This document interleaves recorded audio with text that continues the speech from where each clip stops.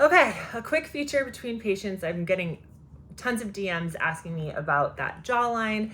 So here's the important thing to think about with this amazing guy who comes in looking for a snatched jawline. One of the things he says to me, and I hear this a lot from patients, I'm on this like workout kick, right? Should I continue to maybe work out for another 3 months and then come in and get it done? Or should I do it now? Will you be able to work with it this way?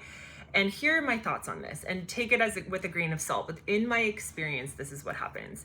If we move forward when you're in the middle of really like being super motivated and working out and doing all the things, what happens, at least for me too, when I lost weight a couple years ago, I felt like the facial balancing looked good when I had it done. And then as every week went by, it just looked better, because as you get stronger and a little bit more snatch and you're losing a little bit of the adipose, it's like you can see the facial balancing more. And then the effect that that has on you is a little bit psychological, where you get motivated, right? So now you're like, okay, I really like this. I look really great. And then you want to keep going. So it's almost a motivating factor, because you're looking like all of a sudden that definition is shining out more. You're seeing that cheek highlight. On him, I wanted to preserve that masculinity. It's much different working on a man than a woman. You want them to be broad, nice and strong, wide.